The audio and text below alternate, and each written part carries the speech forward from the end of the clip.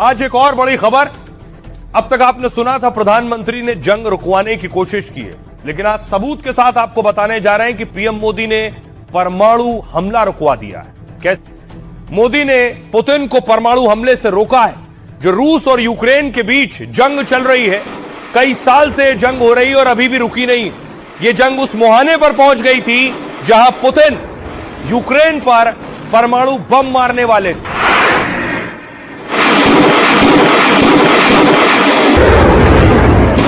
और इतना ही नहीं, परमाणु अटैक की पूरी तैयारी थी, लेकिन ऐन वक्त में प्रधानमंत्री नरेंद्र मोदी ने पुतिन को रोका है परमाणु हमले से।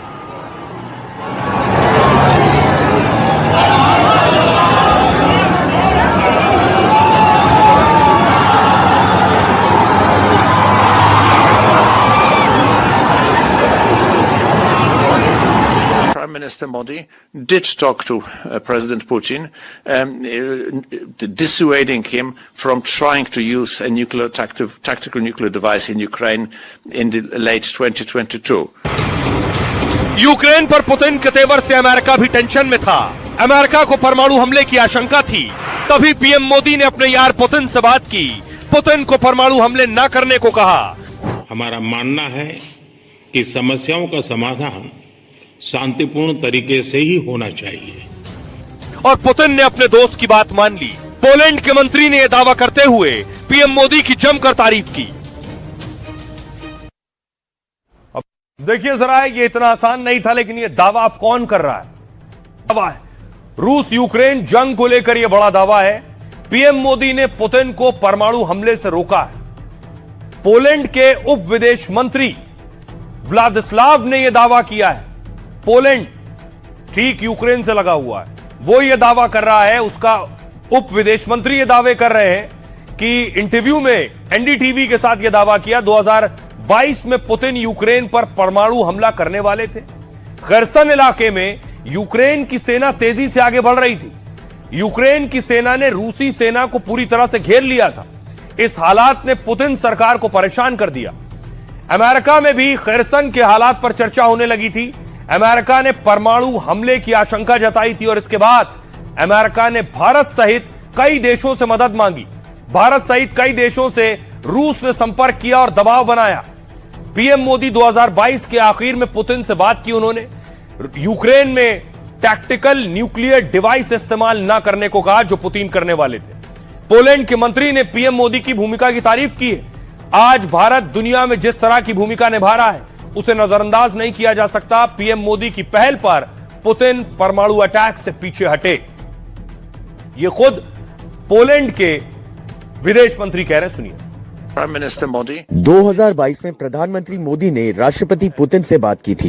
यूक्रेन में टैक्टिकल न्यूक्लियर हथियार इस्तेमाल ना करने के लिए मनाया था। पीएम मोदी और भारत ने दुनिया में ये सकारात्मक भूमिका निभाई थी और मुझे उम्मीद है कि ऐसा आगे भी जारी रहेगा। and it's a positive role. और आइए आपको बताऊं कि पुतिन आखिर किस तरह का अटैक करने वाले थे। इस तरह के टैक्टिकल हथियार, टैक्टिकल न्यूक्लियर डिवाइस को सामरिक परमाणु हथियार कहते हैं। सामरिक परमाणु हथियार एक तरह का परमाणु बम होता है। यह आकार और क्षमता में परमाणु बम से छोटे होते हैं। यह बम खास क्षेत्र को तबाह करने के लिए डिजाइन किए जाते हैं ताकि बड़े इलाके में काफी ज्यादा विनाश को रोका जा सके। लेकिन इस हमले में वो छोटा इलाका भी पूरी तरह से तबाह हो जाता है। इनकी क्षमता 1 किलोटन से 50 किलोटन तक होती है। किसी खास क्षेत्र में दुश्मन के ठिकानों को बर्बाद कर देता है। सैन्य ठिकाने, शहर, कस्बों को तबाह कर सकता है। दुश्मन की युद्ध करने की क्षमता को नुकसान पहुंचाता है। ये किसी अंतर्राष्ट्रीय समझौतों के तहत नियंत्रित भी नहीं होते हैं। इंटर कॉन्टिनेंटल बैलिस्टिक मिसाइल उपयोग में लाया जा सकता है और इसे 500 किलोमीटर से कम दूरी से लक्ष्य पर निशाना लगाया जाता है। अमेरिका इस तरह के हथियार जमा करने में ज्यादा रुचि नहीं दिखाता है। अमेरिका के अधिकतर सामरिक हथियार यूरोप में ही तैनात हैं। भारत, चीन, पाक के पास भी इस तरह के कई हथियार हैं। रूस के पास ऐसे हथियारों की भरमार है। रूस इसे मिसाइल सिस्टम, पनडुब्बी, युद्धपोत में भी तैनात कर सकता है। तो ये वो हथियार थे जिनका इस्तेमाल पुतिन करने वाले थे यूक्रेन के खिलाफ, और पीएम मोदी के कहने पर पुतिन रुके। खबरों में आगे बढ़ते हैं। और खबर है, बात बनी या फिर जंग हो जाएगी। क्योंकि हालात कुछ ऐसा ही है। ईरान ने आज खुर्रम शहर 4 मिसाइल का परीक्षण किया है।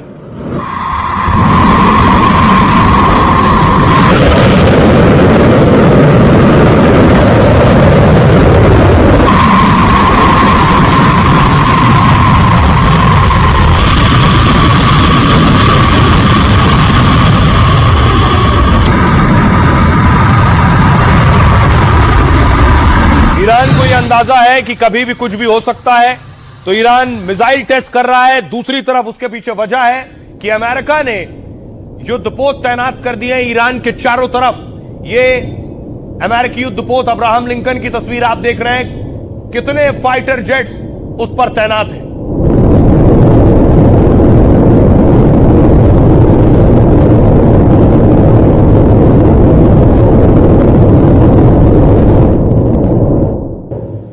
तो दोनों देश अपनी ताकत दिखा रहे हैं। किस तरह से जो मिसाइल टेस्ट की है ईरान ने, वो किस तरह से अटैक करती है, देखिए।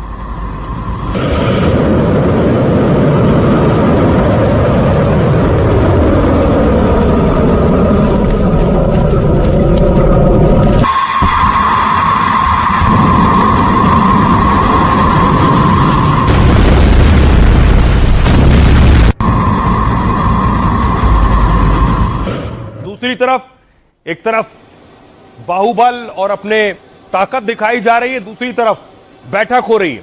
ओमान में यह बैठक हो रही है अमेरिका और ईरान के बीच।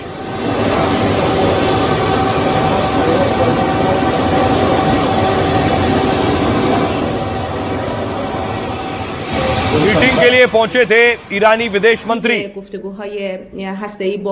ईरान और अमेरिका के बीच बैठक हुई, लंबी बैठक चली, लेकिन बैठक बेनतीजा रही।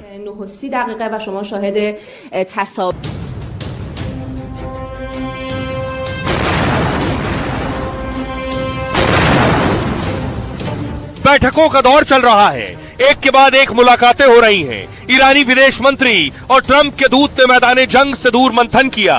7 घंटे से ज्यादा देर तक यह हाई लेवल मीटिंग चली, जिस पर पूरी दुनिया की नजर थी। हर कोई ये जानना चाहता था कि ट्रंप और खमनेई भिड़ेंगे या चुप बैठेंगे। मुद्दा परमाणु बम का था, तो मिसाइल रेंज भी कम करने की शर्त थी, लेकिन दोनों मुल्क आमने सामने बैठे, दलीलें दी, लेकिन रिजल्ट अभी पता नहीं। यानी ईरान और अमेरिका के बीच कब जंग भड़क जाए, कोई नहीं जानता। अब देखिए जरा, आज बैठक हुई ट्रंप और खमनेई के दूत के बीच ओमान के मस्कट में। लगातार बढ़ते तनाव के बीच अमेरिका और ईरान में बातचीत हुई। दोनों देशों के प्रतिनिधियों ने ओमान के मस्कट में बात की। अमेरिका की सबसे बड़ी चिंता है ईरान का परमाणु कार्यक्रम। ट्रंप चाहते हैं कि ईरान अपने यूरेनियम कार्यक्रम को बंद करे, ताकि परमाणु हथियार स्तर तक पहुंचने की संभावना कम हो। अमेरिका आईएईए के लिए व्यापक निरीक्षण अधिकार चाहता है। आईएईए है इंटरनेशनल एटॉमिक एनर्जी एजेंसी, जो जाकर देशों में चेक करती है कि परमाणु का, न्यूक्लियर का इस्तेमाल क्या हो रहा है, यूरेनियम का, ताकि किसी गुप्त साइट या छुपे हुए कार्यक्रमों की आशंका घट सके। अमेरिका के लिए ईरान की क्षेत्रीय नीति भी बड़ी चुनौती है। हिजबुल्लाह, हूती को अमेरिका ईरानी नेटवर्क के रूप में देखता है। ट्रंप समुद्री सुरक्षा और वैश्विक तेल आपूर्ति की स्थिरता भी चाहते हैं। डर यह है कि अगर तनातनी बढ़ गई तो ईरान जहाजों को रोक सकता है। दूसरी ओर ईरान चाहता है कि बातचीत सिर्फ परमाणु डील पर हो। ईरान बैलिस्टिक मिसाइल जैसे मुद्दों पर बातचीत नहीं करना चाहता। इस बीच बातचीत से पहले ट्रंप ने ईरान को एक बार फिर चेतावनी दी। अमेरिकी राष्ट्रपति ने कहा खमनेई को बेहद परेशान होना चाहिए। व्हाइट हाउस ने कहा बातचीत नाकाम हुई तो ताकत का इस्तेमाल करेंगे। उधर अमेरिका ने ईरान में अपने नागरिकों को निर्देश जारी किया है और हालात को गंभीर बताकर तुरंत ईरान छोड़ने की चेतावनी दी है। अमेरिका ने अपने नागरिकों को कहा है कि अपने निकलने का प्लान खुद बनाएं, मदद का इंतजार न करें। मौजूदा हालात में आधिकारिक सहायता सीमित है। अमेरिका ने लोगों को प्रदर्शनों से दूर रहने और फोन चार्ज रखने की सलाह भी दी है। सुनिए जरा अमेरिका और ईरान क्या कह रहा है इस पर। It is just really weird to me. Iran के साथ डिप्लोमेसी करना बहुत अजीब है, जहां आप उस शख्स से बात ही नहीं कर सकते जो देश चला रहा है। जबकि हकीकत ये है कि दुनिया के ज्यादातर नेता आयतुल्लाह खुमनई से मिलकर बात करते हैं। सिर्फ अमरीकियों ने ही ये मौका खुद खो दिया है। Foreign minister seems to talk to the supreme leader, and that's mainly the person. Our fencing. हमने ईरानी लीडरशिप को पागलों की तरह देश से पैसा निकालते देखा है। चूहे जहाज छोड़ रहे हैं। ये एक अच्छा संकेत है कि उन्हें पता है कि अंत करीब हो सकता है। That is a good sign. Yes, you know that. हम बातचीत के दूसरे दौर में हैं और हमें विश्वास है कि हमारी बातचीत अच्छी होगी। हम बातचीत की मेज कभी नहीं छोड़ते, लेकिन दुर्भाग्य से दूसरी तरफ के लोग बातचीत छोड़कर हमला कर रहे हैं। ईरान युद्ध नहीं चाहता है, लेकिन हम किसी भी चुनौती के लिए तैयार हैं। Foreign minister. अब देखिए जरा दोनों अपने बाजुओं की ताकत कैसे दिखा रहे हैं। सबसे पहले देखिए अमेरिका ने ईरान को चारों तरफ से घेर लिया है। अमेरिका ने हर जगह अपना एक हथियार लगा दिया है। ये ईरान का नक्शा आप देख रहे हैं। ईरान के नक्शे में देखिए सबसे पहले यहां जो हरे रंग से आप देख रहे हैं, ये है ईरान के नक्शे पर। देखिए हरे रंग से जो आप देख रहे हैं, ये है ईरान का ड्रोन कैरियर शाहिद वाघेरी।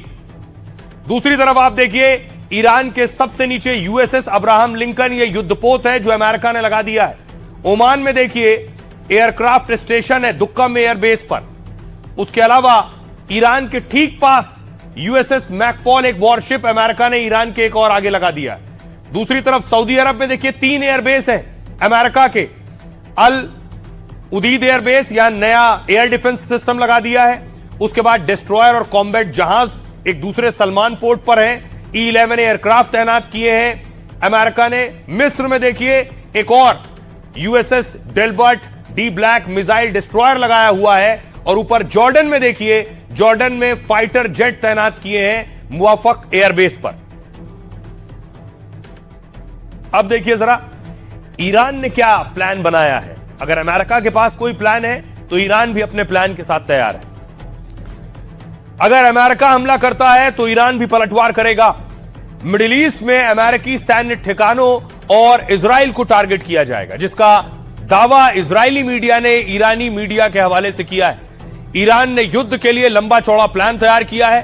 दावा है ईरान का यह प्लान तब एक्टिव होगा जब अमेरिका हमले होंगे अमेरिका के, वो भी तब जब अमेरिका घने इलाकों या परमाणु और सैन्य ठिकानों पर हमला करेगा। इसके बाद अमेरिकी ठिकानों पर ईरान का तेजी से जवाबी हमला होगा। उसके लिए खमनेई का मुल्क अलग अलग तरह से अटैक करेगा। जैसे अमेरिकी हमले होते ही ईरान अपनी मिसाइलों से वार करेगा।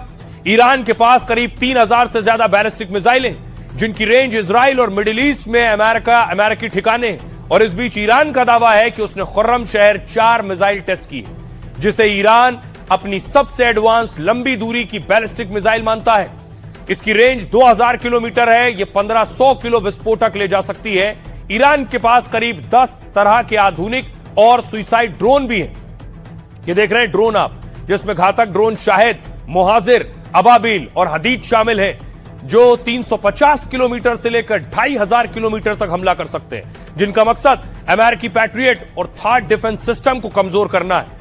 ईरान अपने समर्थन में हूती गुट से अमेरिका पर हमले कराएगा। हूती फोर्स यमन से समंदर में अमेरिकी जहाजों को टारगेट करेगी।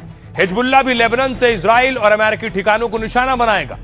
हमास के जरिए ईरान गाजा से इजराइल के खिलाफ मोर्चा खोलेगा। कोशिश होगी कि कई मोर्चे से अमेरिका इजराइल को टारगेट करे।